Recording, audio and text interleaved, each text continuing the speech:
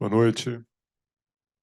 A gente vai iniciar, então, os trabalhos nessa sessão terapêutica híbrida mensal. O tema dessa sessão, quarta-feira, 26 de abril, fratura osteoporótica da coluna vertebral, tratamento cirúrgico conservador. Sou João Pantoja, coordenador de Centro de Estudos aqui da Regional. Eu queria, antes de começar, falar breves palavras sobre uma grande perda que a gente teve essa semana, que eu não sei se todos os senhores aqui presentes tinham conhecimento disso. Próximo.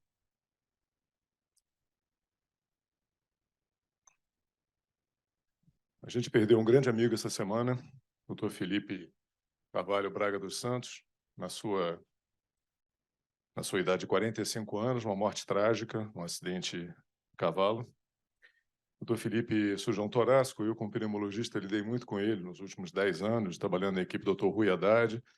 E o Dr. Felipe conquistou profissionalmente tudo aquilo que a idade dele permitia que ele conquistasse. Ele fez um fellow, inclusive, no Instituto de Oncologia em Milão, na Itália, e teve grande proficiência em cirurgia robótica e sempre interagiu conosco aqui na Rede D'Or de uma maneira extremamente profissional, uma maneira muito pessoal com todos nós. Era um camarada do dia a dia. Mas o Felipe não só era esse profissional, não. Próximo. Felipe era marido da Tuane, pai do Theo, pai da Nina e da Júlia. E que estão sem ele agora. Então, eu tenho muito respeito pelo Felipe, gostava muito dele, a gente sempre brincava, ele era um rubro-negro absolutamente convicto, e eu sempre sacaneava ele, que o Fluminense estava dando em cima do Flamengo toda hora agora, e ele ficava puto comigo. Mas o Felipe deixa um vácuo muito grande em todos nós, não somente na parte profissional, pelo excepcional profissional que foi, e pelo grande amigo que era, e pelo pai de família que, infelizmente, ele não vai poder ver os filhos crescerem. Então, eu queria pedir a todos vocês que fizessem uma salva de palmas para ele, pela pessoa que ele foi e que ele representa para todos nós. Agora vamos para o motivo que a gente está aqui reunido. Vou pedir para a doutora Verônica, então, fazer as introduções. Boa noite. Hoje a nossa sessão terapêutica vai tratar sobre as fraturas osteoporóticas da coluna vertebral, e aí a gente vai ter um contraponto entre o tratamento cirúrgico e o tratamento conservador. Essa é uma situação que a gente vive diariamente, né?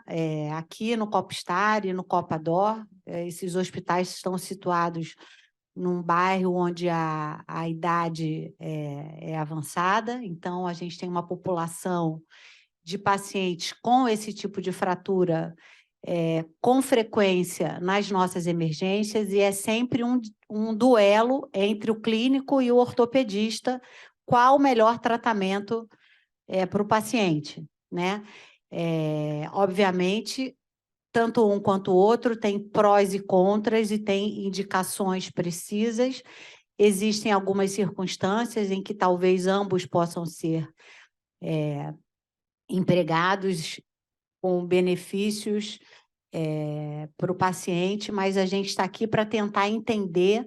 Eu acho que cabe ao cirurgião entender as razões pelas quais o clínico muitas vezes contraindica o procedimento cirúrgico, e também cabe ao clínico entender por que o ortopedista defende o tratamento cirúrgico. Então, assim, não é uma briga, nem uma guerra, é simplesmente um discutir de ideias e de conceitos e de convicções em benefício do paciente. É isso que interessa a gente, que o paciente tenha o melhor tratamento possível. Então, a gente vai começar com um tratamento... Aqui a gente vai ter duas breves apresentações, a doutora Simone Pedras e o doutor Alderico. A doutora Simone vai falar sobre tratamento conservador, o doutor Alderico sobre tratamento cirúrgico, e depois a gente vai ter um debate com o Dr. Salo Buxman, que é o geriatra clínico, com o Dr. Rafael Campos, que é um médico da dor também,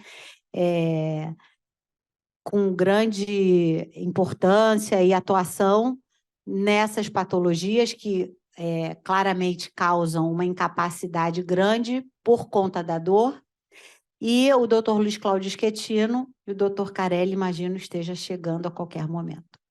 Doutora Simone, por favor. Boa noite a todos. Eu gostaria de agradecer o convite para falar sobre o tratamento conservador das fraturas osteoporóticas, né? Como a Verônica já falou, não existe o cirurgião que trata do paciente com osteoporose, e sim toda a equipe clínica, geriatra, reumatologista. Esse paciente pertence a esse grupo de médicos, né? Nós apenas abordamos aqueles pacientes que chegam a nós, né? Então, tem sempre que ter em mente que a osteoporose é uma doença sistêmica e é uma das principais causas de morbidade e mortalidade em idosos. A dificuldade, o alto custo do tratamento para o sistema de saúde torna pertinente também a gente ter métodos para identificar esse grupo de maior risco de ocorrência de fraturas, para que a gente faça prevenção, medidas preventivas. A osteoporose ela é caracterizada pela baixa massa óssea, a deteriorização da microarquitetura do tecido ósseo e a fragilidade esquelética, sendo a quadril, a coluna e o punho os sítios mais comuns de acometimento. O indivíduo com uma fratura osteoporótica da coluna, ele tem 5 vezes mais chance de ter um novo episódio de fratura vertebral e 2 a 3 vezes mais chance de ter uma fratura de quadril. Estima-se que cerca de 50% das mulheres e 20% dos homens com idade igual ou superior a 50 anos sofrerão uma fratura osteoporótica ao longo da vida. E daí a importância de abordarmos esse tema. Então, está aqui o Buxman, está aqui uma pequena homenagem, né, também, né, no trabalho que ele fez e apresentou no Congresso. Ele viu que realmente a gente não dá muita atenção aos homens, mas que a prevalência global foi de 20%. 5% dos indivíduos que apresentam fratura do quadril morrem durante a internação hospitalar. 12% morrem nos 3 meses subsequentes. 20% morrem no ano seguinte da fratura. Tá? E uma pesquisa aqui no Rio de Janeiro confirmou esses dados, né? 23% morrem nos 3 meses subsequentes. Então, quando a gente tem um paciente com osteoporose, a gente tem que entender e nos fazermos 5 perguntas básicas, né? Como ocorre o envelhecimento da coluna? Quem é esse meu paciente? Né? Olhar o paciente de uma forma global. Como fazer o diagnóstico clínico e radiológico?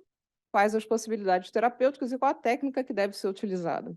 Então, não é raro nós depararmos com um paciente, né, com esse quadro clínico, e a gente tem que entender o que ocorre com o envelhecimento do paciente, né? O envelhecimento normal, vão acontecendo mecanismos de compensação para a deteriorização, né? A gente deambular, a coluna lombar é a primeira que sofre. A partir de uma certa idade, a gente vai ocorrendo alterações degenerativas da coluna lombar, retificação da lordose, e esses mecanismos compensatórios vão fazendo essas alterações que nós estamos vendo nesse perfil de paciente, né? Que você tem uma retroversão da pelvis, tem um aumento da cifose torácica, aumento da lordose cervical, mecanismo compensatório para o paciente conseguir ainda olhar para frente, ele começa a fletir o joelho, isso tudo gera um gasto de energia para a deambulação muito grande e abaixa muito a qualidade de vida. E isso, somado à fratura osteoporótica,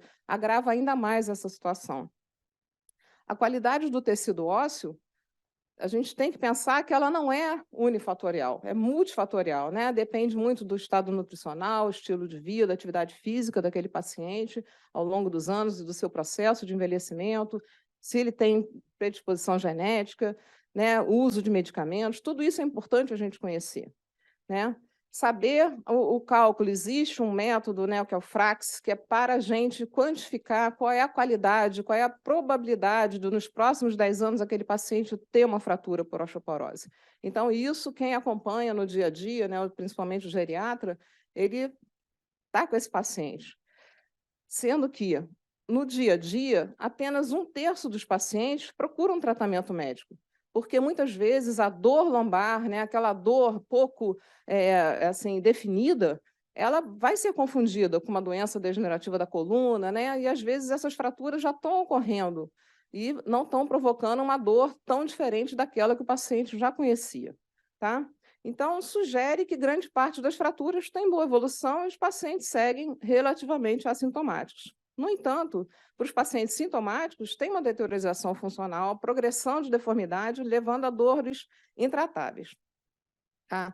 Então, qual é o diagnóstico clínico do nosso paciente? Um paciente com a dor na coluna vertebral, de característica muitas vezes espontânea, ele não relata nenhum evento, ou após evento de baixa energia, que é caracterizado por uma queda da própria altura, ou até menos, né? Às vezes é dobrar para dar uma descarga, uma coisa assim. E é uma dor que piora os esforços, né? E melhora com repouso. O déficit neurológico é raro nesse perfil de paciente, tá?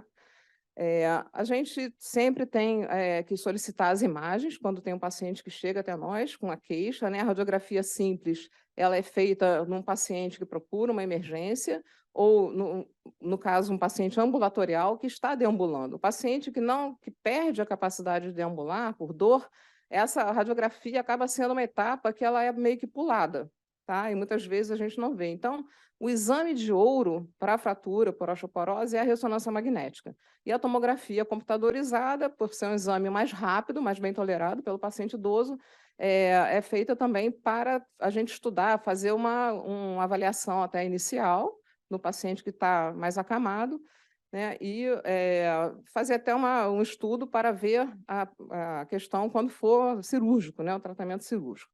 Então, a imagem que a gente vê é importante, que muitas vezes o paciente já tem outras fraturas, a ressonância ela vai diferenciar as fraturas recentes das fraturas mais antigas, como nesse caso, que o paciente ele vai mostrar um sinal hipotenso, né, hipointenso na ressonância em T1 e hiperintenso em T2. Então, nesse caso, o paciente já tinha duas fraturas antigas, né, em L1 e L2, e uma fratura recente, mostrando ali em em L4. Então, é importante também, quando você suspeita de uma fratura por osteoporose, pedir a sequência em STIR. Vamos ver esse caso, que é uma paciente que já tinha 93 anos, já tinha uma fratura antiga, tá? com uma vertebroplastia e com uma queixa e incapacidade funcional. Então, a gente vê a imagem T1 e T2, vê outras vértebras com afundamento, e não foi tão fácil a gente definir que ali haveria, né, na sequência em T1 e T2, a gente vê hipossinal, mas não vê em T2 o hipersinal. E faltou, então, essa sequência em STIR. Então, a imagem coronal, onde está a seta, a gente vê que tem o edema e batia com o sintoma. Então, é importante que o sintoma clínico tem que estar batendo radiologicamente com o que você está vendo na imagem. Tá? E nunca esquecer os pacientes que estão fora daquele grupo de risco de pensar numa osteoporose secundária. Né? Então, se for, no caso, tem que pedir hemograma, vitamina D, PTH, TSH, e procurar, na suspeita de mieloma, pedir eletroforese de proteínas, homens mais jovens, né, pedir a dosagem de testosterona. Então, o clínico tem que estar junto com o cirurgião para também afastar outras causas. Então, os exames, eles também vão afastar outras causas de fratura no idoso, né? Então, a ressonância, a morfológica, você vai ver se tem sinal anormal também nos elementos posteriores, que afasta um pouco, né? A gente começa a suspeitar de uma malignidade, se existe uma massa epidural paravertebral, se existem metástases em outras vértebras, né? Então, o sinal da ressonância também, você vai ver na fratura benigna, né, por osteoporose, as margens regulares e no maligno irregulares, a sinal medular preservado ou não. E a tomografia, a gente vai ver muito bem se existe retropulsão óssea, o fenômeno de vácuo e, no maligno, uma destruição óssea. Qual é o tratamento do paciente na fase aguda? A gente sabe que o primeiro mês e meio, as primeiras 6 semanas, são cruciais para essa decisão. Como é que esse paciente vai se comportar nessa primeira fase, né, de queixa de dor? O que vai acontecer? Porque a gente sabe que a médio e longo prazo existe uma resolução espontânea, né, da dor. Né? Então, a gente vai fazer um repouso no leito, né, que não deve ser muito prolongado, porque o idoso não pode ficar muito tempo em repouso por questão de pneumonia, escara e outros problemas associados. A gente vai entrar com a medicação analgésica e uma órtese. Qual é a função da órtese? A órtese ela tem uma função principal que é diminuir a carga na vértebra fraturada, impedindo a flexão postural, que deve ser totalmente evitada nos casos dessas fraturas. Então, a gente tem aqui esse exemplo, que é um colete de 3 pontos, onde você estimula a lordose, né, e impede a flexão do tronco. A órtese vai auxiliar também no espasmo muscular e diminui, não totalmente, mas parcialmente, o movimento dessa vértebra fraturada. Tá? No caso das fraturas lombares, a gente usa o colete de Puth. A fisioterapia deve ser iniciada, tá? Que é a estabilização do tronco, manter força, o equilíbrio, tudo isso assim que a dor estiver controlada, já deve iniciar. Otimizar a vitamina D e cálcio, aí entra já o clínico, a gente tem que sempre estar com o clínico junto, trabalhando com a gente, e já acessar os dados daquele paciente, né? Que é a densiometria óssea, fazer o FRAX para ver qual é aquele perfil do paciente que a gente tem na mão, para saber se ele tem um risco elevado, iniciar drogas antiabsortivas, e o risco muito elevado de uma próxima fratura, iniciar drogas anabólicas, seguidas, então, de drogas antiabsortivas.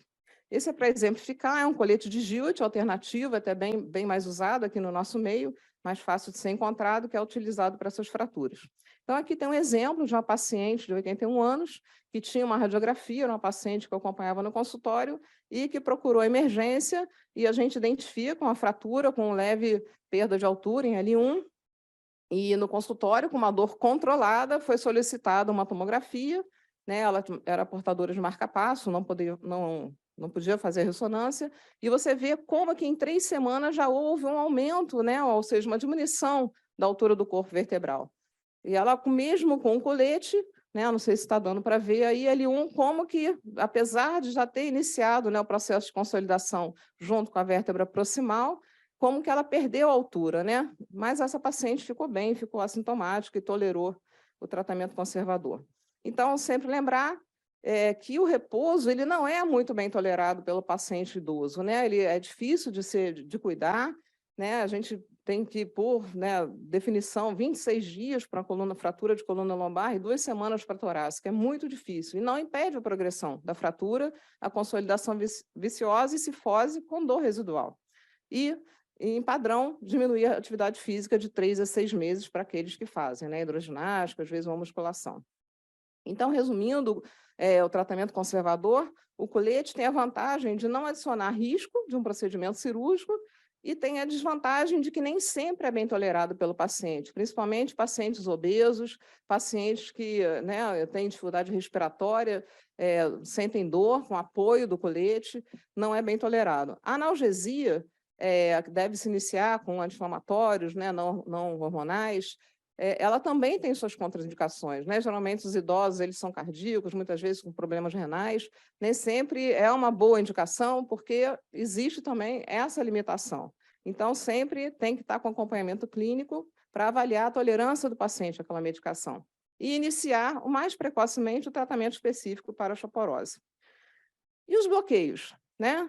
É complementar ou é uma alternativa para um procedimento cirúrgico, como a vertebroplastia, cifoplastia, né? Então, existe essa meta-análise, foi um trabalho muito bem feito, em que eu tirei algumas conclusões deles aqui, em que o colapso vertebral ele provoca um estresse, um aumento de carga nos elementos posteriores da coluna. A gente sabe que 80% da carga axial ela é na parte anterior, no corpo e no disco. E uma vez quebrado, aumentando a cifose, você faz uma distração e um aumento da carga, né, dos elementos posteriores.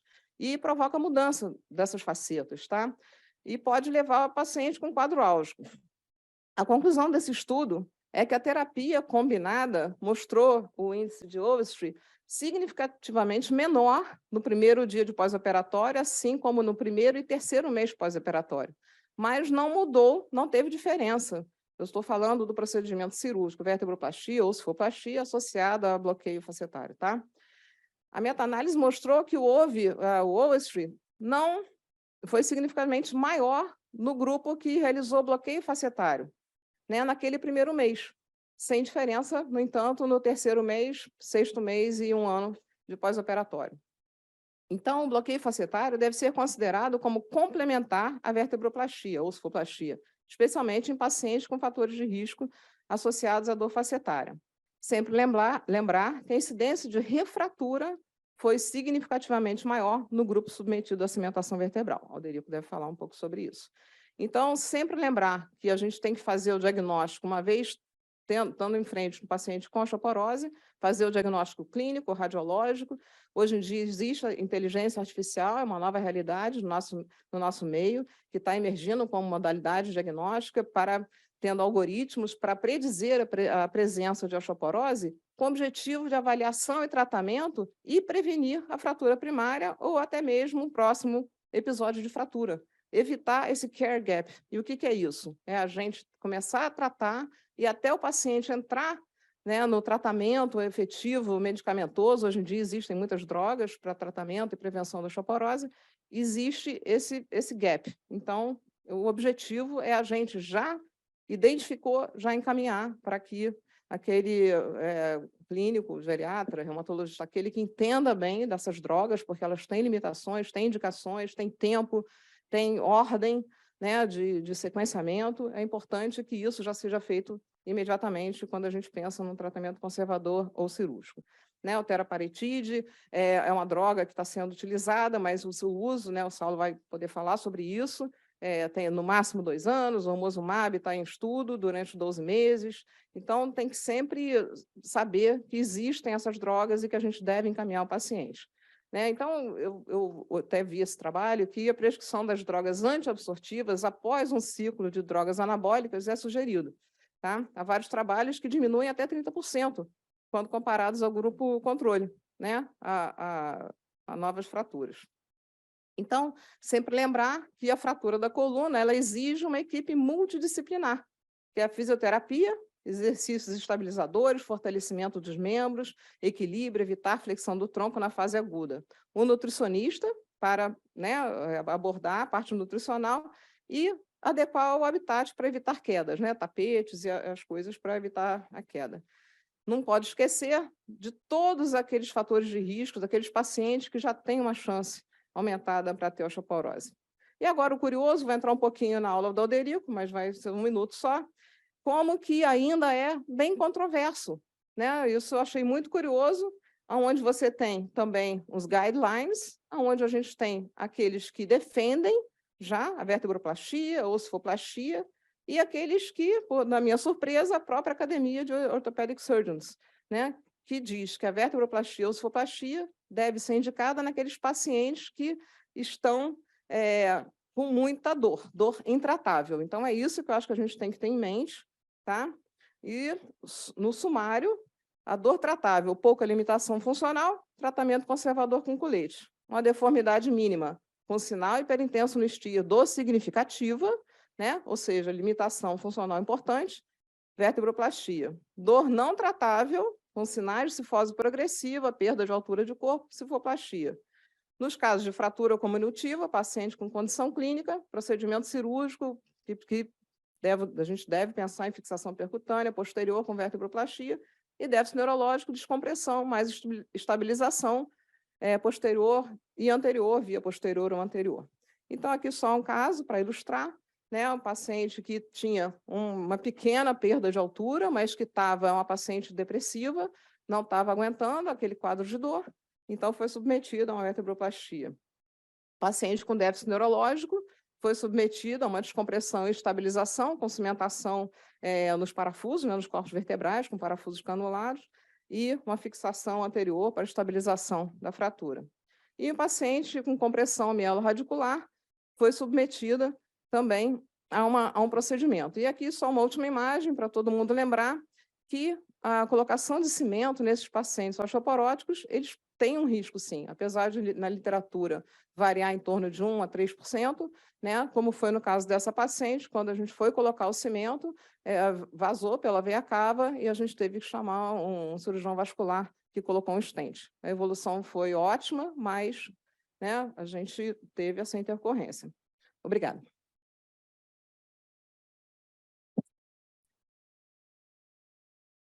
Obrigada, Simone. Agora eu gostaria de chamar o doutor Alderico, que vai falar sobre o tratamento cirúrgico.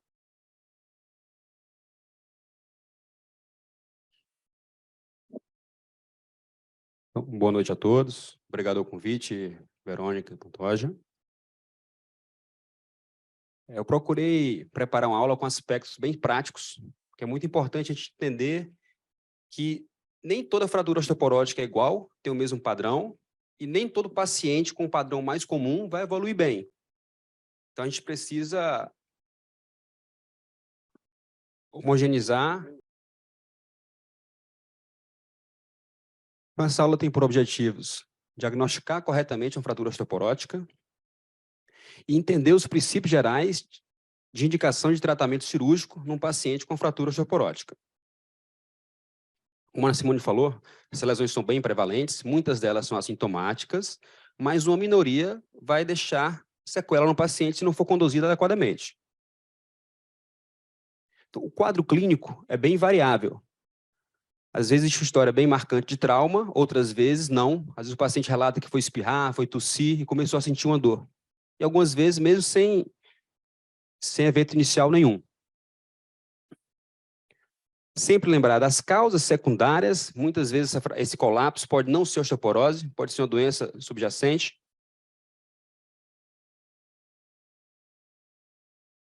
E lembrar que no idoso existe um encurtamento vertebral natural com o envelhecimento. E muitas vezes a própria artrose na coluna dificulta esse diagnóstico. Osteoporose é comum, mas lembrar que metástases vertebrais são bem prevalentes e que um paciente com histórico de câncer pode ter uma fratura osteoporótica e não ser câncer, ao passo que também um paciente que tem um câncer e não sabe, a primeira apresentação pode ser uma fratura por insuficiência que não é da osteoporose. Então, na imagem, algumas características ajudam a gente a diferenciar, comparando, por exemplo, esse axial de uma fratura por osteoporose e uma metástase. Esse sinal clássico, sinal do quebra-cabeça, você mentalmente consegue juntar os fragmentos e não fica faltando nada. Ao contrário, na fratura patológica, por mais que você tente juntar, falta algum fragmento. Outro achado bem frequente na fratura por osteoporose é a presença de gás. Se você vê gás na tomografia, isso é muito mais indicativo de uma fratura por osteoporose do que uma lesão metastática. O padrão de retropulsão do muro também é diferente. De uma maneira geral, a fratura por osteoporose parte só do muro posterior retropulsado, ao passo que na fratura patológica, por metástase, todo o muro avança. O sinal do líquido, a presença de líquido, esse branquinho aqui, com a preservação da cortical medular, também é um sinal de fratura osteoporótica. Nesse caso que a gente observa aqui, a medular no T1, toda amarela, cheia de gordura, nas vértebras que estão com lesão patológica, o tumor infiltrou, você perde a gordura. Aqui, por mais que esteja fraturado, essa porção que está íntegra tem a medular normal. E também, como a Simone falou, presença de massa, invasão do pedículo, é sinal de que a fratura não é osteoporótica. O STI é fundamental para tirar essa dúvida. A sequência é um T2 com supressão de gordura. Se a gente olhar esse T1, a gente fica na dúvida, não sabe afirmar onde que é a fratura recente. Essa dúvida é tirada com o STI. O T2 com supressão de gordura, o corpo vertebral de L4 brilhou bastante. Então, se é edema, a fratura é recente, provavelmente essa é a causa da dor. O tratamento, na grande maioria das vezes, é conservador, e a gente vai sempre do menos agressivo para o mais agressivo. Mas, em algumas situações, a gente não consegue fugir da cirurgia. Paciente que tem dor não responsiva aos medicamentos, paciente com déficit neurológico, e a cifose, colapso progressivo, também é um indicador de cirurgia. Sempre que a gente tem uma cifose angular naquela região da fratura maior do que 25 graus, isso é sinal de que há uma falha ligamentar posterior. E essa falha ligamentar posterior, muito provavelmente, não vai responder ao tratamento conservador. Esse paciente vai continuar cifosando e vai continuar com dor. Então, nem toda fratura osteoporótica e nem sempre a vertebroplastia é tratamento de escolha. Às vezes o cirurgião de coluna é chamado para dar um parecer, paciente idoso com padrão de fratura diferente, em que o tratamento conservador não está indicado. Então, o que é que a gente não quer no manejo dessas fraturas? A gente não quer um paciente acamado, cheio de efeito colateral de medicamento, com complicações clínicas, delírio, pneumonia, sarcopenia. Esse grupo de paciente é o grupo que vai se beneficiar da cirurgia, seja ela uma cirurgia que a gente chama augmentation, um reforço, uma vértebra, uma cifoplastia, ou uma cirurgia propriamente dita. Então, para a gente tornar isso prático, inclusive para o médico ortopedista que está na emergência, é importante a gente saber que a grande maioria das fraturas por osteoporose são por compressão. Nesse tipo de lesão, que está aqui subdividido, muitas vezes evolui muito bem com o tratamento conservador. Existe padrão de fratura menos comum, as lesões por distração, hipotranslação, que também podem estar presentes no paciente osteoporótico, e isso não pode passar desapercebido. Então, esse algoritmo é um algoritmo muito importante na prática, para a gente classificar e manejar adequadamente essa lesão, sem deixar passar um diagnóstico não feito. Sempre é importante você ir nesse fluxograma do mais grave para o mais leve. Então, as fraturas mais graves são as fraturas por translação. Um paciente que tem uma fratura por translação, por mais que ele seja um idoso, um paciente com osteoporose, essa fratura é instável e merece um tratamento cirúrgico. Às vezes é fácil de observar, como nesse caso, mas às vezes é mais sutil. Então, uma vertebroplastia, nesse caso, estaria mal indicada. Se não ia devolver estabilidade para o paciente, você continuaria com risco de lesão neurológica. As lesões por distração, onde a falha da banda de tensão, na coluna nós temos duas bandas de tensão, uma banda de tensão anterior e uma banda de tensão posterior ligamentar. Então, essas bandas de tensões podem estar associadas a fraturas. E é comum, até mesmo o especialista em coluna, ele olha para a fratura do corpo, acha que é uma fratura mais comum, mas esquece de olhar para essa banda de tensão. Então, a lesão instável passa desapercebida. As lesões da banda de tensão anterior, como está ilustrado aqui, essa abertura anterior, é muito comum em idoso que tem a coluna ossificada. A gente observa essas três imagens aqui na tomografia. O ligamento longitudinal anterior está todo calcificado, o disco está calcificado, então esse paciente não tem movimento. Esse tipo de coluna, quando sofre uma lesão, geralmente é uma lesão que pega as três colunas da coluna vertebral. São lesões estáveis, lesões com risco neurológico. E muitas vezes isso pode passar desapercebido. Aqui uma lesão com a abertura da lesão, a abertura da banda de tensão anterior, a coluna está toda alinhada, mas essa lesão ela é instável. Na grande maioria das vezes ela acaba sendo cirúrgica. Isso é diferente de um encunhamento vertebral. E algumas vezes pode acontecer isso. Um paciente que tinha uma lesão instável, que era de tratamento cirúrgico, não foi manejado adequadamente, a lesão desviou e o paciente faz um déficit importante. Aqui é um caso clínico, paciente de 84 anos, diabético, obeso, com uma dorsalgia importante, que chegou à emergência andando. Na escopia, a gente quase não consegue ver nenhum desvio, tudo montadinho, passa desapercebido fácil. Isso na ressonância já chamou a atenção, essa líquido aqui anterior. E durante a instrumentação, a fratura já desviou. Nesse tipo de lesão, uma cirurgia, nesse caso foi feita uma cirurgia minimamente invasiva, para ter menos lesão tecidual ao paciente, é uma lesão que exige uma instrumentação. As lesões da banda de tensão posterior, mais uma vez, é importante não só olhar para o achatamento do corpo, mas olhar também para a porção posterior e anterior da vértebra. Nesse tipo de lesão, por mais que tenha esse encunhamento, que a princípio teria uma boa resposta ao tratamento conservador e a vertebroplastia, quando a lesão ligamentar ela evolui de maneira não adequada conservadoramente. Então, esse tipo de lesão exige cirurgia. seja ela por via anterior, posterior, minimamente invasiva ou aberta. E aqui também a importância do raio-x em ortostase. Não naquele paciente que é um paciente grave, que a gente já sabe que é cirúrgico, mas naquele paciente que está com dor. E a gente tem que lembrar que a tomografia, a ressonância é feita com o paciente deitado. Então, muitas vezes, um colapso do platô superior da vértebra, com o paciente deitado, você não vê a cifose. Quando esse paciente fica de pé, aquele colapso que parecia inocente, acaba cifosando. E essa cifose, quando é maior do que 20 a 25 graus, é indicativo de lesão ligamentar. A gente observa a diferença no raio-x. O paciente está na ortostase. Lesão ligamentar, muitas vezes, é igual a cirurgia para estabilizar essa coluna.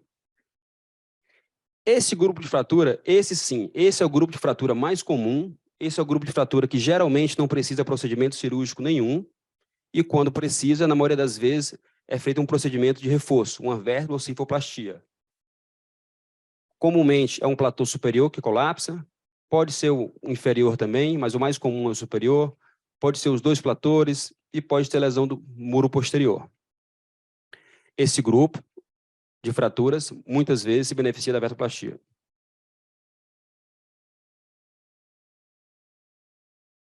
Um exemplo clássico do dia a dia, o paciente chegou na emergência, 84 anos, com dor há 3 dias, dor há só 3 dias, mas a paciente não conseguia nem ficar de pé. O exame neurológico era normal, como geralmente é, estava usando uma cinta, pregabalina, Restiva e dipirona. A gente indicou a vertoplastia. O paciente tem uma escoliose degenerativa, a fratura foi no ápice dessa deformidade, um colapso já que não é pequeno, a paciente está acamada, foi feita a vertoplastia, o paciente melhorou, o que geralmente melhora uns 80%, 70%, 80% da dor, teve alta no dia seguinte, deambulando. E lembrar que a vertoplastia ou a cifoplastia é rápida, é pouco agressiva, porém não é fácil. Mas é difícil a gente entrar, corrigir a deformidade desse paciente, como está nesse raio-x aqui. Você vê um osso mais fraco no identificador de imagem. Então, o procedimento tem que ser feito com bastante cautela. Aqui um slide de aspecto prático, para quem não sabe a diferença entre vértebra e cifoplastia. Os dois procedimentos têm, em geral, o mesmo objetivo e a mesma técnica, com a diferença que na cifoplastia você coloca um balão. Você coloca o balão e tira o balão. Então, você cria um espaço para entrar o cimento, você cria um espaço para entrar esse cimento, e esse espaço que você criou, em teoria, esse cimento entra com baixa pressão. Então, a chance de extravasamento é menor, pelo fato de ele entrar com baixa pressão. E, além disso, a cifoplastia tem uma vantagem, que muita gente diz que é teórica, outros não, de restabelecer a altura do corpo vertebral. Aqui um corpo um pouco mais baixo, e depois do procedimento, restabelecimento. Essas são 3 meta-análises em que as 3 mostraram que os procedimentos de reforço foram úteis e o desfecho foi superior nas primeiras 6 semanas em termos de alívio da dor. Esse segundo estudo mostra que ambas tiveram um bom resultado e são perenes esse resultado, com a desvantagem da cifoplastia ser um procedimento mais caro. E essa meta-análise envolvendo quase 2 milhões de pacientes, que mostrou que os pacientes submetidos ao aumento do eixo vertebral, em fratura de compressão, tinham 22% menor mortalidade na década seguinte. Em conclusão, embora o tratamento cirúrgico esteja indicado numa minoria das fraturas osteoporóticas, é importante a gente reconhecer as indicações para evitar desfechos desfavoráveis, como dor crônica, deformidade pós-traumática, déficit neurológico e até o óbito por complicações clínicas. Obrigado.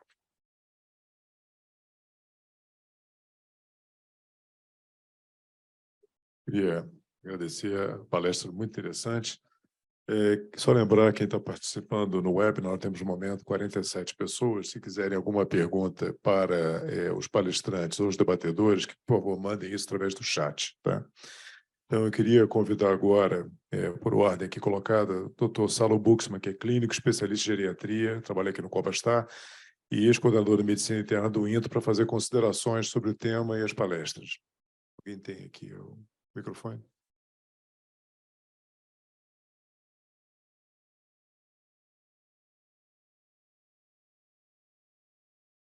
Boa noite a todos. Obrigado à doutora Verônica Viana pelo convite. Meus parabéns à doutora Simone, ao doutor Alderico, pelas ótimas apresentações. O que eu queria frisar, em primeiro lugar, é a questão do diagnóstico e da indicação de tratamento com drogas antiosteoporóticas, né? Antigamente, nós tínhamos como instrumento principal a densitometria óssea, mas hoje nós temos alguns outros recursos. Em primeiro lugar, eu quero lembrar a todos que a fratura osteoporótica, por si só, já é indicação de uso de droga. Você não precisa fazer mais exame nenhum. Se o indivíduo aparece com uma fratura osteoporótica, você já pode começar com droga antirreabsortiva ou osteoformadora.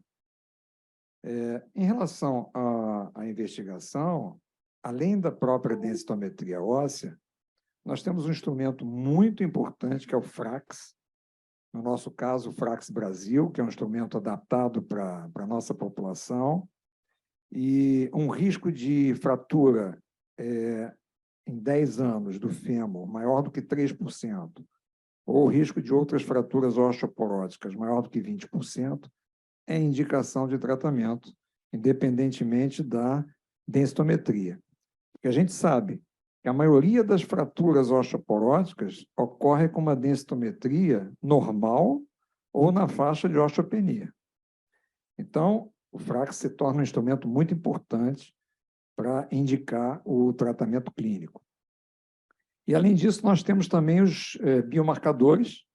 Nós temos biomarcadores de reabsorção óssea, como é o caso do CTX, sérico, e temos biomarcadores de formação óssea, que é o caso do P1NP, e isso pode ajudar também, pode pautar a decisão. Quando nós temos dúvidas, a gente pauta a decisão por esses outros critérios, biomarcadores, FRAX, presença ou não de fraturas, além da densitometria.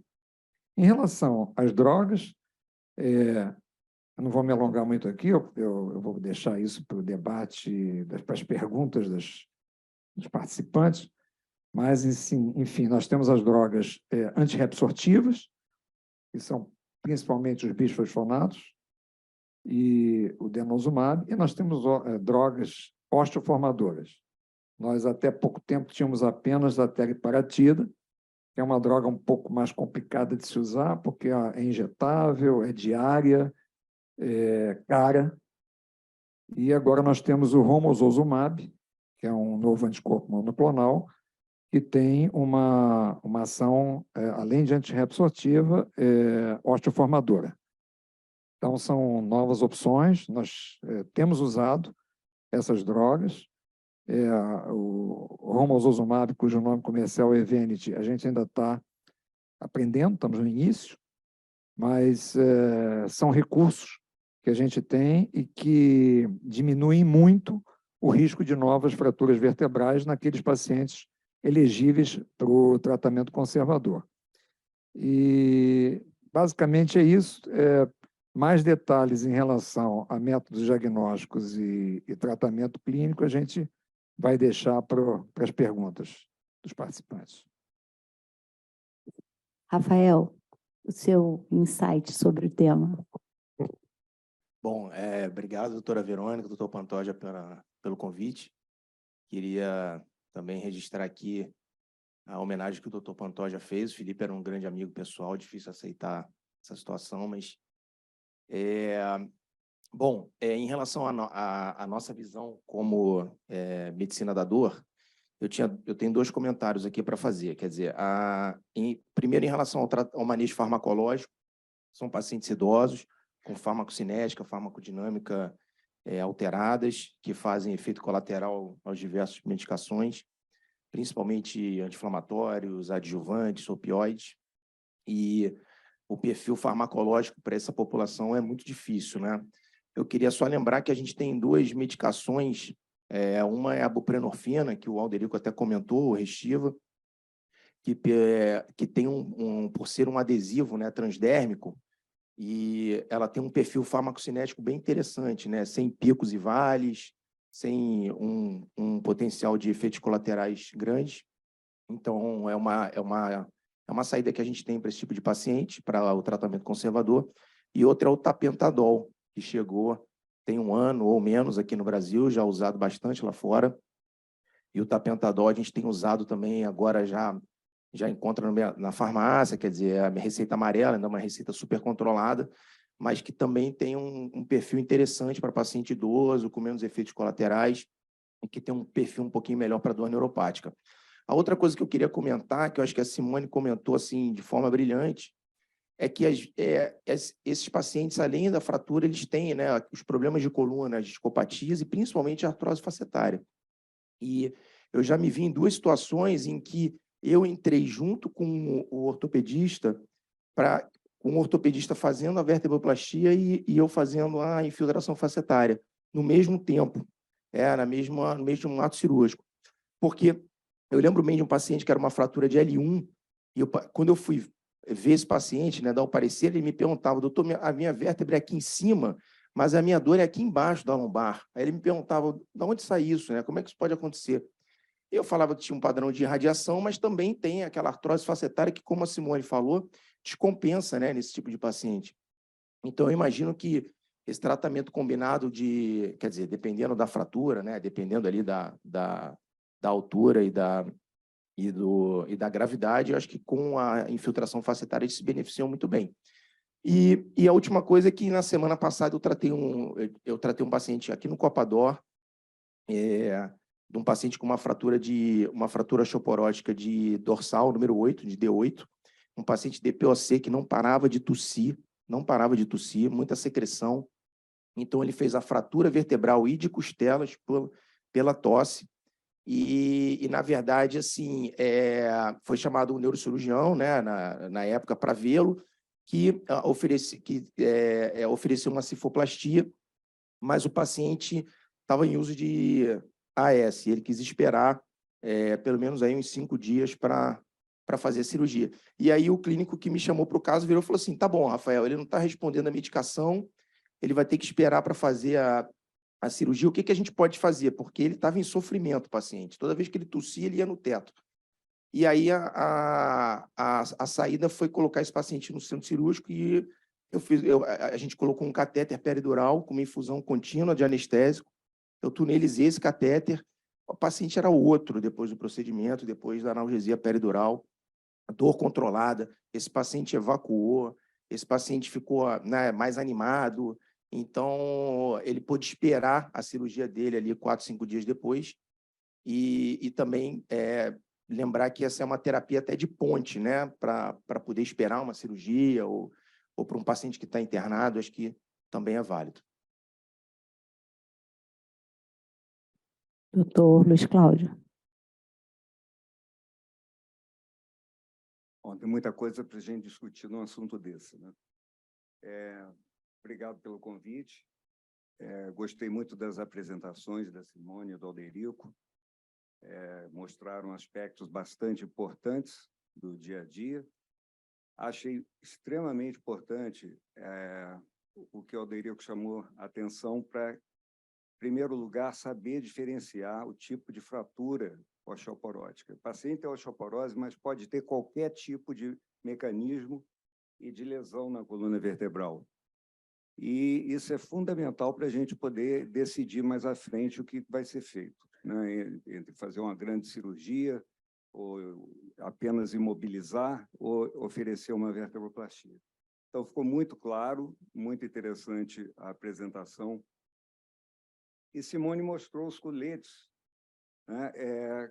O colete Gilt é o colete que eu dou preferência também quando eu decido tratar um paciente com fratura.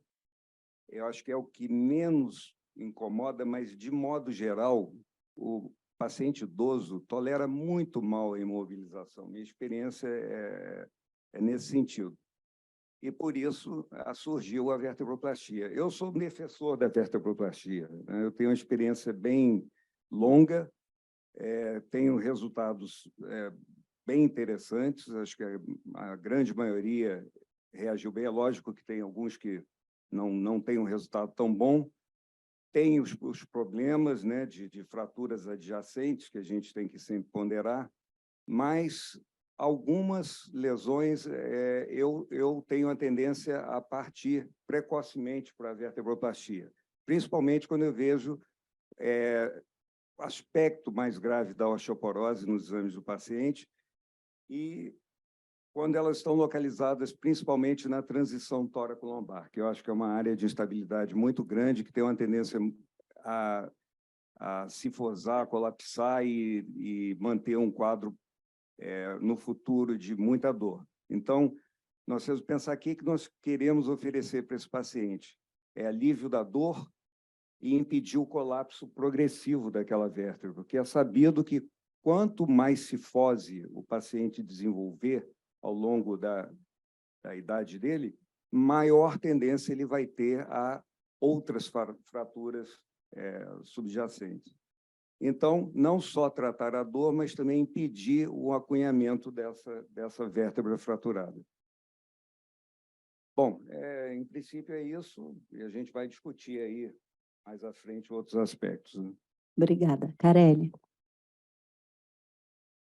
Eu também achei as palestras muito pertinentes, né? O tema, que é um tema comum do dia a dia, e frisar aqui das situações que a gente, às vezes, nos deparamos, né? Às vezes está na emergência. Saber localizar e prescrever correto o tratamento conservador, às vezes é o que o Luiz Cláudio falou, às vezes é a transição tóraco-lombar, fratura em T12 e L1. Aí o doente chega no consultório com uma cinta lombar, onde a parte proximal não está sendo estabilizada. Então, nessas transições torácicas, tem que ser um colete que vai ter um apoio ali próximo do externo para evitar a flexão do tronco, senão não adianta nada a imobilização, o paciente está perdendo tempo ali, perdeu 2 meses, às vezes, num tratamento conservador e inefetivo. Agora, quanto a características não usuais, como o Rafael mesmo pontuou, e o tratamento adjuvante da clínica da dor, em conjunto, é muito benéfico. E, às vezes, essa dor baixa aí, que é incomum, é como se fosse uma dor referida também, igual a pessoa que está infartando, aí tem uma dor para o braço, ou uma colecistite que tem uma dor que irradia um pouco para o dorso, e, às vezes, a fratura, assim, L1, por espasmo da musculatura multifídia, tem uma dor lá embaixo. E aí pode gerar uma confusão também do paciente que tem uma artrose já associada e achar que a dor é ali da artrose facetária. E eu já tive também assim, experiência assim, ao contrário, só tratar a fratura e a dor melhorar. Mas pode coexistir as duas também. E outra coisa também, assim, a vertebroplastia ou a CIFO são procedimentos percutâneos que, se o paciente só está antiagregado com aspirina, eu já fiz um paciente sem suspender, suspendeu na véspera e fazer o procedimento sem nenhum tipo de sangramento ou um dissabor. Então, não teria, assim, um receio maior, né, em termos de antiagregação só com aspirina, né, em realizar um procedimento, né? Então, tenho uma experiência assim que eu já até realizei cirurgia aberta de descompressão com 1, 2 dias só sem usar aspirina e não tive nenhum sangramento maior relacionado a esse fato. E sempre pedir, né? Eu acho que uma mensagem talvez final não tratar tudo sozinho, né? Tratar como um time multidisciplinar, com os clínicos que também, além de conduzirem o paciente, têm uma maior experiência e vivência no tratamento de restabelecimento da osteoporose.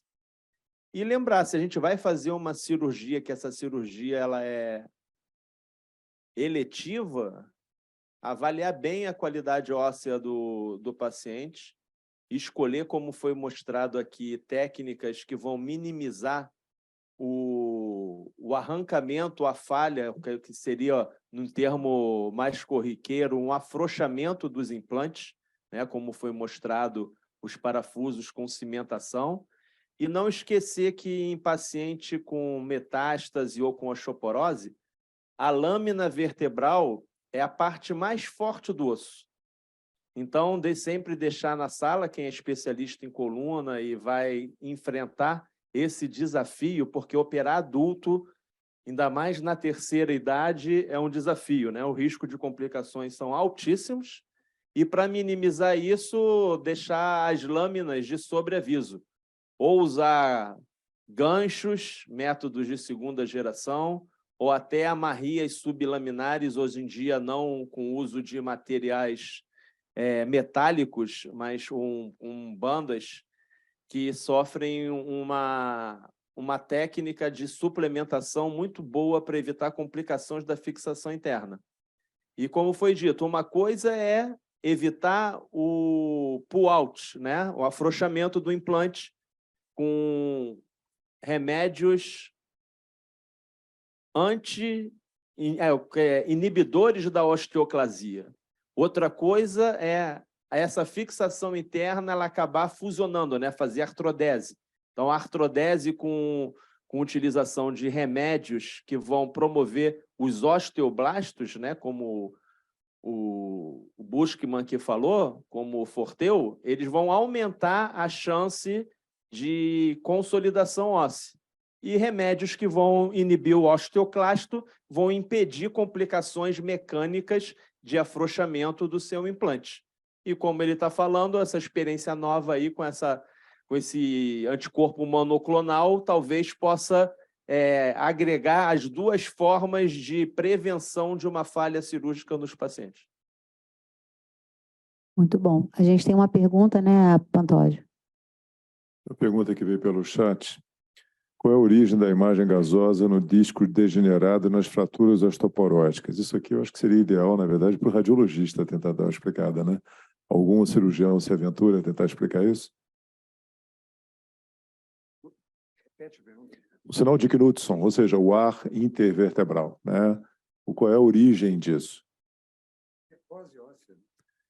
Na verdade, existem a degeneração discal, né? A gente aprendeu isso também na parte básica lá, eu me lembro do Pimentel, o pessoal explicando.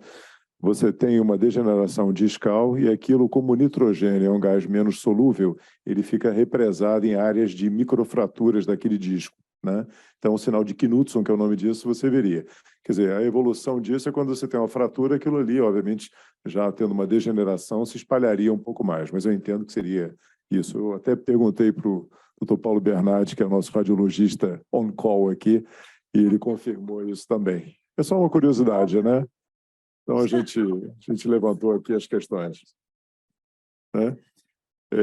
Mas eu tinha uma pergunta agora que eu queria fazer para o Buxman, que é o seguinte. A gente usa terapia antirresorptiva, né? Usa todas as medicações que a gente tem na armamentário oral, tudo, mas eu tenho percebido, eu não sei se você também tem percebido na sua prática, que cada vez mais as pessoas estão usando o denosumab com uma precocidade muito grande. Qualquer pequena alteração, o pessoal já vai com denosumab, né? Qual é o papel exato que você está vendo ele e quanto tempo você esperaria ou se você não esperaria fazer o tratamento tradicional, ou seja, certificar que a vitamina D está boa, certificar que o sujeito está tendo um bom aporte de cálcio, está fazendo uma boa atividade, que está tendo uma terapia antirreabsortiva com tempo de eficácia suficiente antes de entrar com essa medicação. Qual é a sua visão atual disso? Bom, sem dúvida, existem abusos, né, de prescrição. Quando o indivíduo tem uma osteopenia, com a densitometria inferior a menos 2,5 e nenhuma manifestação, nenhuma fratura, ele não é elegível para tomar antirreabsortivo, seja bisfosfonato, seja denosumab. Ele é apenas elegível para tomar cálcio e vitamina D. Então, a gente tem que manter. Se o indivíduo tiver um risco maior de fratura, né? E a gente pode ver isso pelo FRAX, que é um instrumento muito importante. Frax Brasil, né? Que é um instrumento que você tem uma série de perguntas, se o indivíduo... Você pode preencher isso online, e aí você preenche se ele usa coscode, se ele tem história familiar, se ele fuma, se ele usa álcool, enfim. E aí você tem o risco de fratura nos 10 anos. E isso, então, é um critério para você saber se o indivíduo é elegível ou não para a droga. Então, se o indivíduo não for elegível para uma droga antirreabsortiva, ele deve apenas ser mantido com níveis adequados de cálcio, e a reposição básica de cálcio para um indivíduo masculino idoso, com mais de 70 anos, ou uma mulher pós-menopausa, é cerca de 500 miligramas de cálcio que você suplementa, contando que essa pessoa vai ingerir mais uns 500 ou 600 de cálcio, vai perfazer 1,2 gramas de cálcio por dia. Isso já é o suficiente para você repor o cálcio. E a vitamina D ela é dosável hoje em dia, e você pode mantê-la em cerca de 30, e nos indivíduos de maior risco, entre 30 e 60. Quando o indivíduo tem uma fratura osteoporótica, aí você pode documentar isso, tanto pela radiografia, como pela determinadas técnicas da própria densitometria, que é o Vertebral Fracture Assessment, VFA. Você então vê que a vértebra tem uma diminuição da sua altura, e aí você diria que uma diminuição leve é entre 20% e 25%, uma moderada entre 25% e 40%, e uma grave maior do que 40%. Então, quando você vê que o indivíduo tem já fraturas vertebrais osteoporóticas, já é um critério para você começar o tratamento. Aí você já pode começar ou com bisfosfonato, que é uma droga mais cara, um pouco mais enjoada de usar, mais cara não, minto, mais barata. Assim, em termos de custo, é muito mais barata do que os anticorpos monoclonais. Então, a droga é mais barata, mas é um pouquinho enjoada de usar, porque tem os efeitos gastrointestinais colaterais, e tem que haver uma boa adesão, já que são drogas que você toma semanalmente ou mensalmente. Enfim. E aí você passa, então, a ter critérios, se tiver fratura, para usar essas drogas, seja os bisfosfonatos, seja denosumab. Se você tem também, você não tem, digamos, a fratura, mas você tem um Frax que indica alto risco de fratura nos próximos 10 anos, também já está indicado. Se você tem uma densitometria com menos 2,5 de desvio padrão em relação ao indivíduo jovem, também está indicado. Agora, se você não tem nada disso, não está indicado. Então, são critérios muito bem amarrados, né? Se você não tem nenhum desses critérios, não tem por que fazer denosumab, nem bisfosfonato, nem nada disso. Agora, se tem critérios, por outro lado, de maior gravidade, múltiplas fraturas, uso de corticosterose em doses elevadas, aí você usa as drogas osteoformadoras, teriparatida e o romosozumab. Eu trouxe essa pergunta porque a gente costuma ver, acho que você também, na prática, muitos pacientes que têm pequenas alterações, osteopenia ali batendo na trave, e já tem pessoa passando o denosumab para esses indivíduos. Então, isso me parece uma extrapolação muito grande. Eu só queria ter certeza que você também advoga nesse caminho, né? Você também tem a mesma opinião, né? Saulo, também queria te perguntar sobre o paciente com uso crônico de inibidor de bomba de próton, proteção gástrica. Qual é a sua experiência, se suspende ou não? Entendeu? Se o indivíduo tem indicação de uso crônico, ele tem que manter. E você tem que ficar vigiando esse indivíduo no sentido se ele vai desenvolver ou não esses critérios que eu citei para começar as drogas antiosteoporóticas. Da mesma forma, corticosteroides. O uso também, existem pacientes que usam cronicamente corticosteroide em dose até mais alta, e as pessoas simplesmente esquecem, principalmente se for homem, né? Porque a pessoa esquece que o homem tem osteoporose. Obrigado por ter citado ali o meu estudo, lá de 2005, que é um estudo em homens que mostra que a prevalência de osteoporose masculina é alta. 20% em indivíduos acima de 50 anos de idade.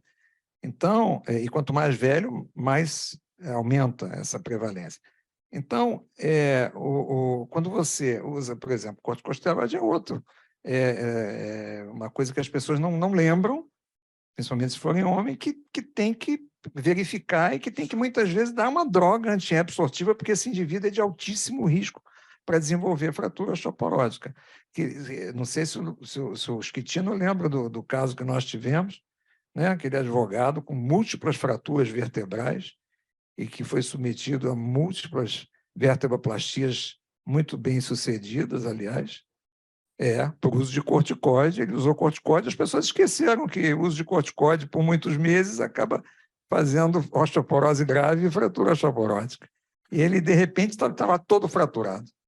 Uma coisa acho que tem que lembrar também é em relação à medicação. A gente, hoje em dia, a nossa tendência clínica é usar a menor dose efetiva dessas bloqueadoras de bomba de próton.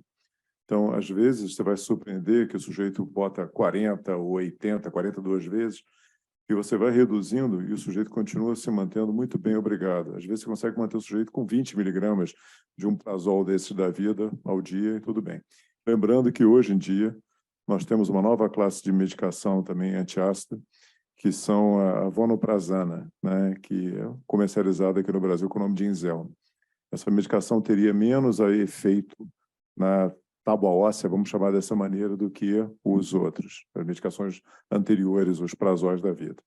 E uma coisa que é importante, na verdade, para reduzir esse efeito dos prazóis, é você certificar que o nível de vitamina D está sendo adequado, porque ele altera a absorção da vitamina D. Então, isso é um dado clínico adicional que é importante.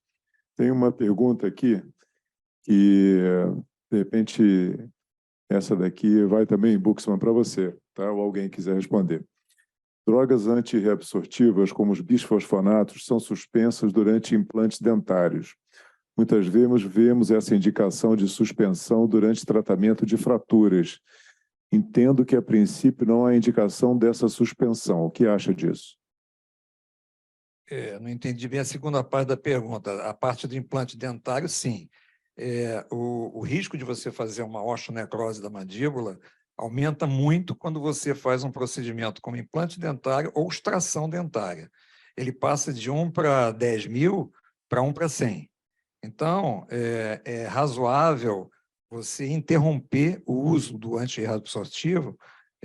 Tanto o bisfosfonato como o denosumab, ambos podem promover aumento do risco de osteonecrose da mandíbula. Então, é razoável você manter o indivíduo livre de tratamento 3 meses antes do procedimento e 3 meses após o procedimento. Isso não é assim totalmente estabelecido, não existe uma certeza de que isso resolve a diminuição de risco, mas é o que normalmente se faz.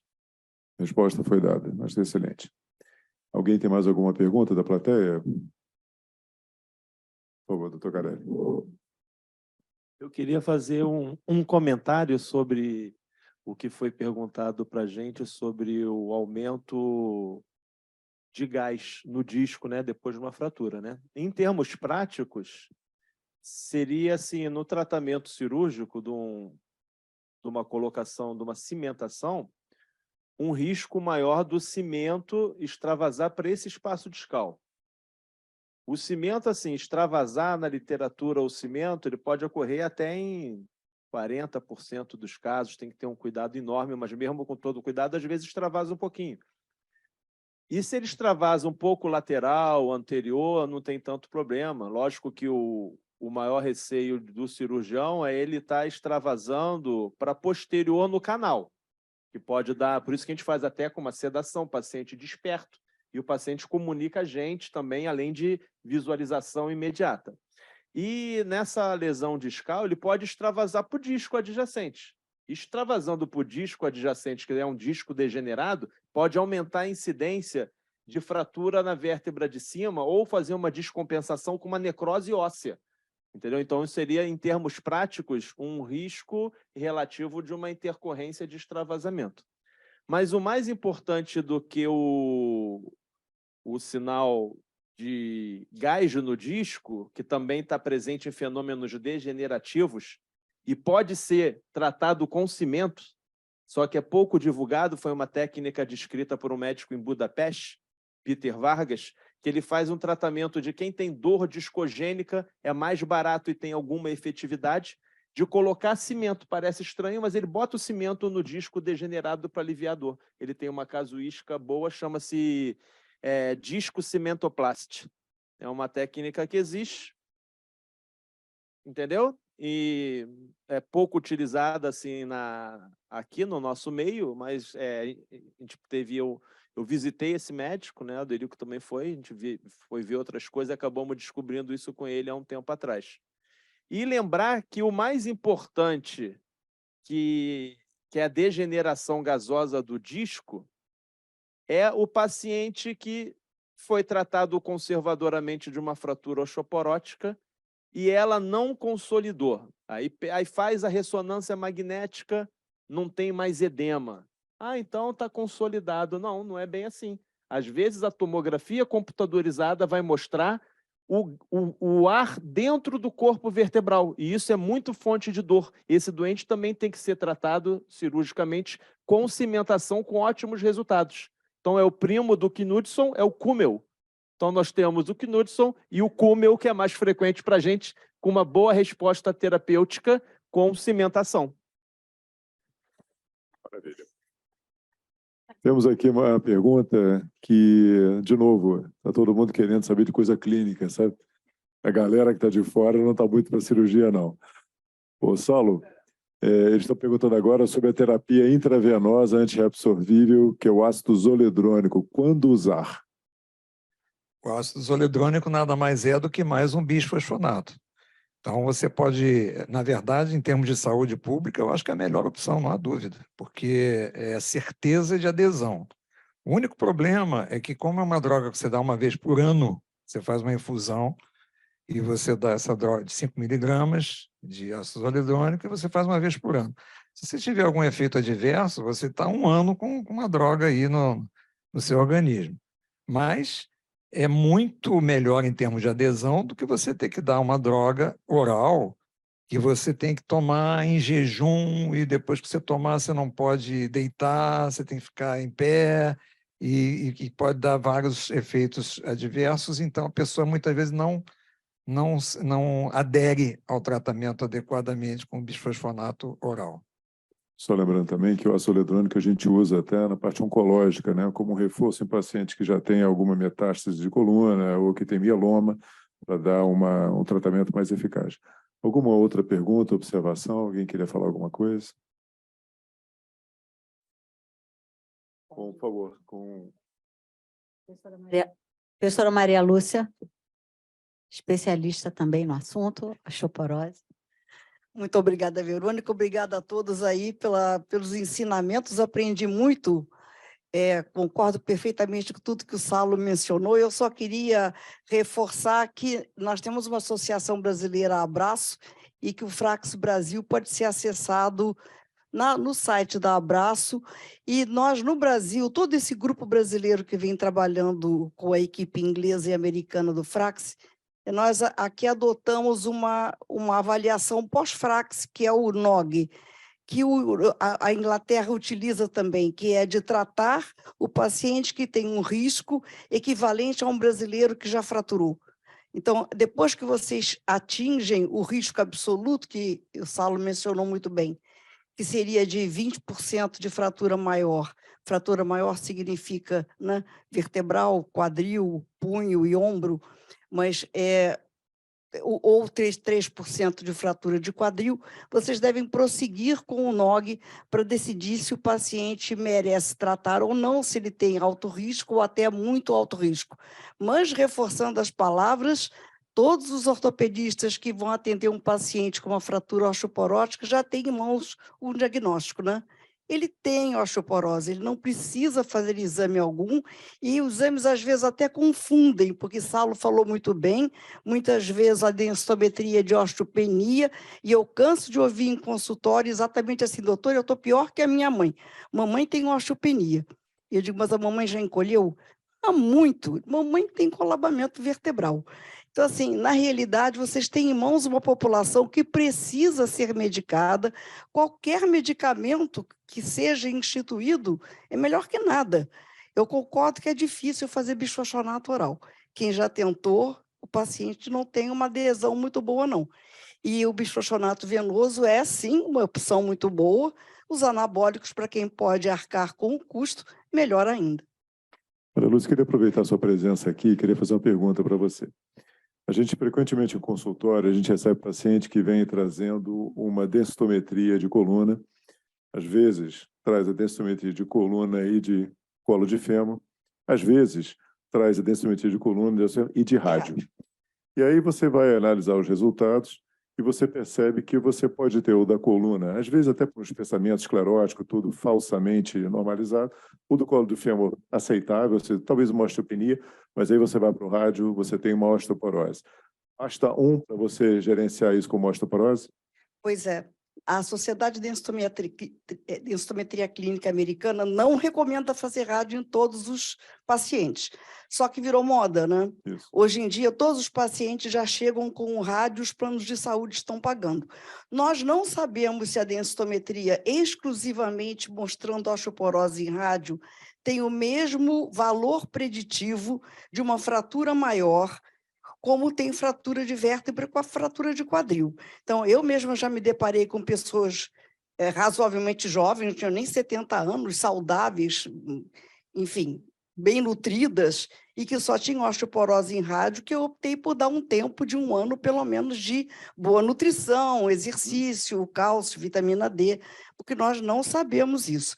Agora, é lógico que dependendo do caso, né? Às vezes, se a pessoa já tem uma fratura ou se tem outro fator de risco, como já foi mencionado, você soma, né? Mas, assim, essa é uma pergunta de $1 milhão. Posso complementar aqui, Maria Lúcia? Pode. Uma partezinha.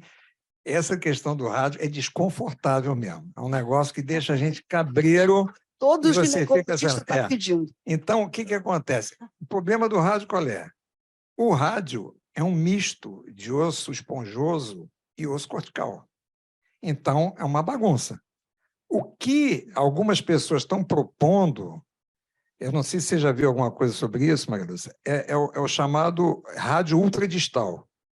É você fazer a densitometria só da parte ultradistal do rádio, porque ali é osso esponjoso, mas ali porque o terço distal inteiro do rádio é uma mistura. Não, o que se faz é o rádio 33, que é o terço proximal, que é 95% osso cortical, e que ele espelha melhor o esqueleto como um todo, que é 80% cortical. Mas você, em geral, faz no lugar da coluna. O rádio ultradistal, a Sociedade de Densitometria não recomenda, porque todo mundo teria osteoporose.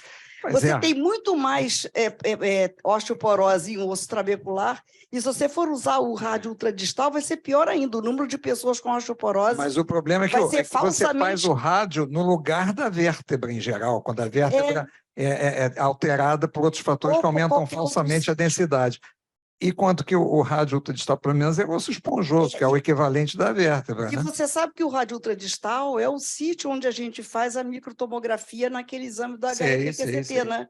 Então, é bem interessante. Ele é um fator preditivo na HRPQCT, mas a Sociedade de Densitometria recomenda que não se use, porque o T-score costuma ser mais negativo ainda no ultradistal do que no 33%. Bem respondido.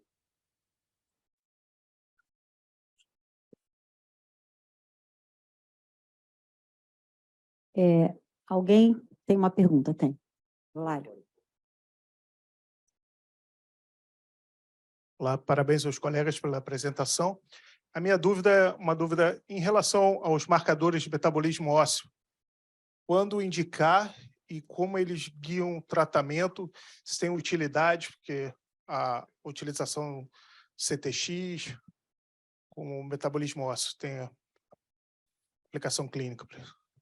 Isso é um marcador de eficácia da droga, né? Então, se você vê um paciente que é um perdedor, que teve falha terapêutica, vamos dizer, com bisfosfonato ou com denosumab, que são drogas antirreabsortivas, você faz um perfil de biomarcadores com CTX, que é um marcador de reabsorção, e com P1NP, que é marcador de formação. Aí você vê que o indivíduo está com a formação muito diminuída e a reabsorção muito aumentada. Aí você entra com uma droga osteoformadora, vamos dizer, teriparatida ou romosozumab, e aí você espera que haja uma reversão desse perfil. Então, você acompanha o efeito da droga com a redução do biomarcador de reabsorção e o aumento do biomarcador de formação.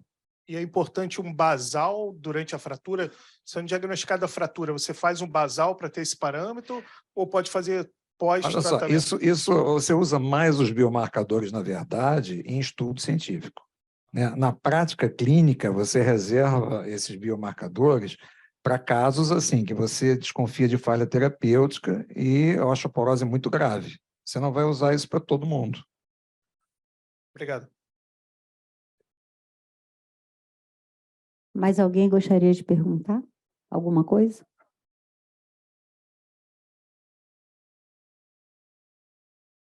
Bom, eu acho que vamos encerrar. Tem mais alguma pergunta ali? Não, eu acho que a gente já respondeu. Só dar uma olhada no chat aqui. Não, acho que já está de bom tamanho. Eu acho que a gente alcançou objetivos, né, Verônica? A sessão foi muito ilustrativa.